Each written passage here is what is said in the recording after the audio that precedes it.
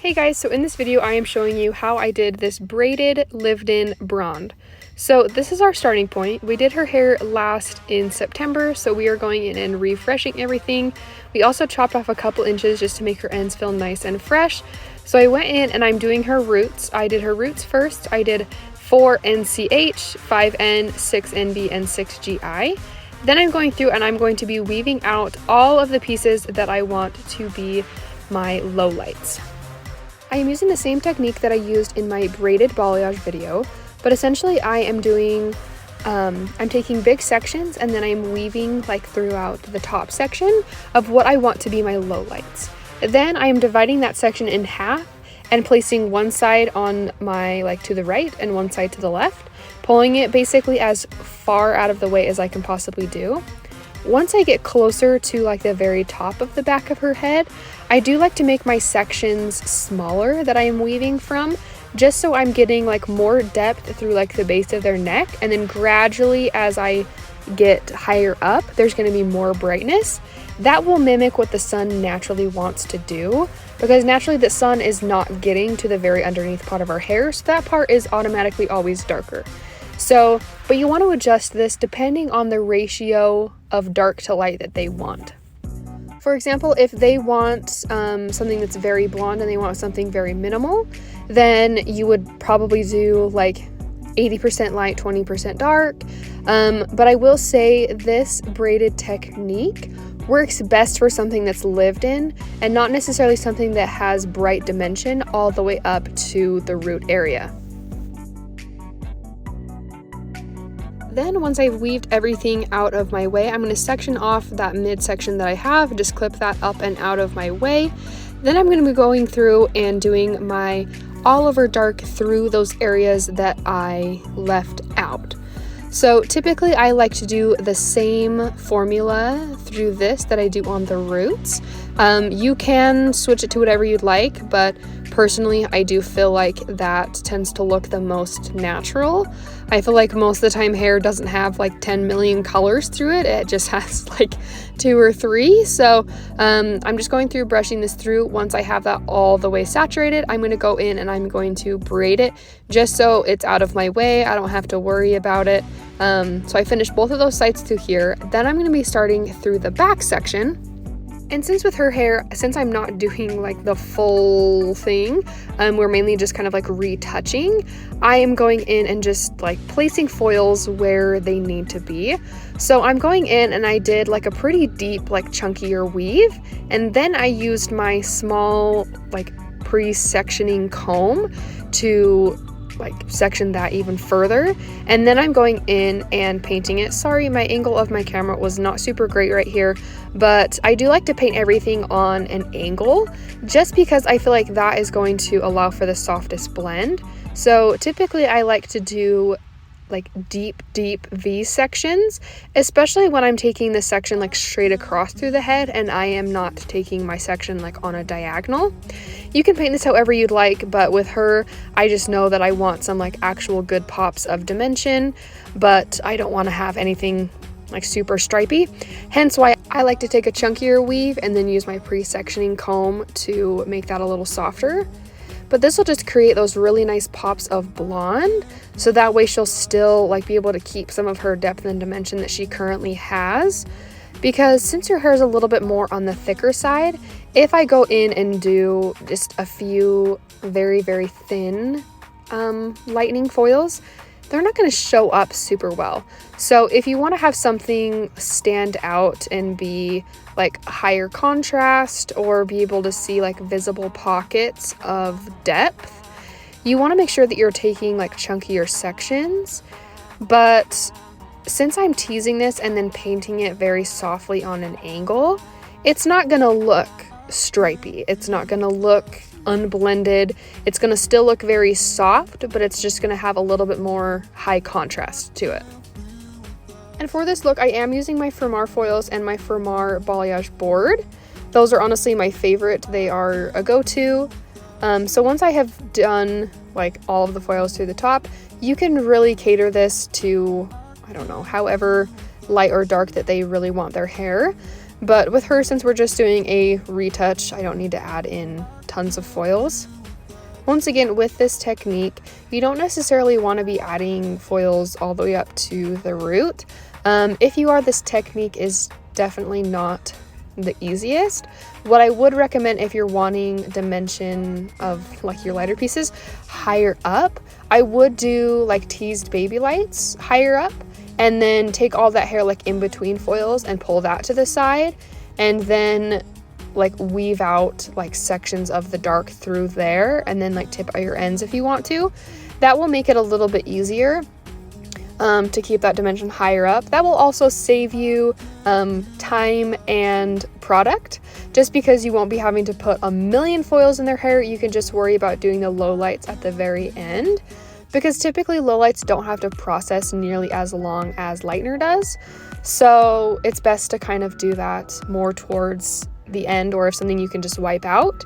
If you need a little bit more coverage, you can opt for something that's like a demi-permanent or like a cream based color that will offer you more coverage. But for the most part, I do like to go in with Redken SEQ. That's honestly my go-to. Then with her, I'm going in between foils and taking just like another little weave. Sorry, this is so many steps, but I feel like you always have to do quite a bit to make something look very natural. So I'm just adding in another weave in between foils, going in with my same root formula that I did, painting that down, and starting that like right after I start the roots, and then painting that down over any line of demarcation just to make sure that that's freshened up. You don't necessarily have to do this, but since we're like refreshing what she did last time, I just want to go in and make sure that I'm mimicking things as good as possible, because since I'm adding in those lighter foils, I don't want her to necessarily feel like I'm taking her too blonde, if that makes sense. So I want to make sure that we're still leaving quite a bit of depth in there, because she doesn't want to feel like a blonde necessarily. She still wants to feel very dimensional, still have a lot of depth in there, so that way it grows in super softly. Anytime that you're doing paint between foils, make sure that for one, you're getting your saturation really well, and that when you're combing it through, make sure that your comb is completely clean and you don't have a bunch of color buildup on there, because if you're not brushing it through correctly, or if there's any tangles on the ends and you're brushing it through, it will transfer, it'll get like some color on your ends, and then it'll look really bad.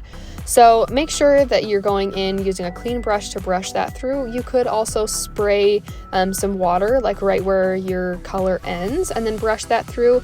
That will kind of act it, make it a little softer too. A lot of times I do that on extensions, and it just gives it a really seamless, soft blend. So this is a really quick and easy way just to add in like a little bit more depth. Once again, you really want to make sure that when you're doing a lived-in color, you're doing more than just lowlights all the way through the ends, just because, like, for example, her ends are very thick, so she can handle having lowlights through her mids and her ends through, like, I could probably do them all the way throughout.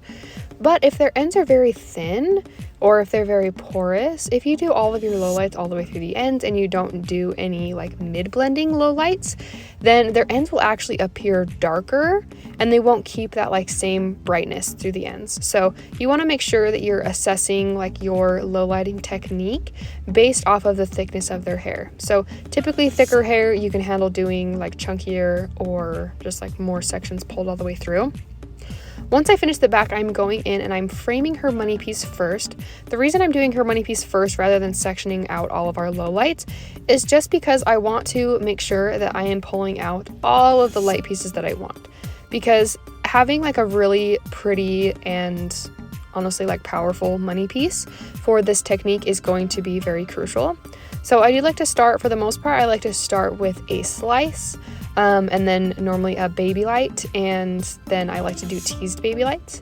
Depending on their desired like thickness or like boldness of that, that will depend on like whether you do slices or weaves or whatever. But for the most part, I like to start with like a little baby slice, so that way when they pull their hair up, they definitely feel like they have some really pretty framing pieces. You do want to make sure that when you're doing the hairline that you're not just doing right by the ears and then right by their part line. You want to make sure that you're doing all through their widow's peak area, just because for the most part when we pull our hair up, Most of the time when people complain about having like stripes when they pull their hair up, or they have like a mousy stripe or whatever it is, that is because their whole hairline is not completely foiled. So this will keep her feeling like her color is more fresh for longer. So that honestly I feel like is the biggest thing for helping colors, especially lived-in colors, to look as fresh as they can for as long as they can, is having a very like pretty and soft money piece, especially if it comes up higher than like the rest of their hair, because for the most part we want to have our color higher up through our brightness through like around her face, and then more depth and the lighter pieces lower down through the back, so that way it just kind of creates more of a halo. So then as it grows it out, it's not going to look drastically different, if that makes sense. And then so I just like to do one side at a time. Once I get my money piece, like my very front pieces, the thickness that I want them, I am going to go in and do the other side and match it up to the exact same point. I like to do the same pattern on each side, so that way there's no discrepancies. So if I did like 2 front slices on one side, I'm going to do 2 front slices on the other side. You want to make sure that whatever pattern you're doing, you're sticking to it. Then once I have that done, I've sectioned off a triangle. I like to go like a triangle about like, I'd say 1.5 inches or to 2 inches back, depending on how much frontal brightness they want. And then section like from that point all the way to like the very end of your foils, so it'll be more of a triangle. And then I typically like to do one like weaved baby light, and then I like to go and do teased baby lights. When I do my teased baby lights, I want to make sure that the very front foils that I'm doing of that, the brightness is going up higher. The further back I get in my triangle, I am going to be bringing the lightener up less and less. What this will do is this will naturally create more brightness like around their face, and then like more impact like right through their mids and their ends, so they don't have like a huge blonde weird stripe through the front. So it just makes it look a lot more softer and pretty. So there's a lot more blonde through the like interior of the hair versus the exterior, if that makes sense. And with this, I'm still going in with my pre-sectioning comb. This one is absolutely my favorite. It is like a micro weave, and I just like to tease all my little baby hairs up and out of the way. And then you can use a balayage board, or you can just do a foil, whatever floats your boat. But sometimes I feel like when I have my foundation built up of like a few foils already around the face, it doesn't feel weird to go in and not use a paddle board, if that makes sense.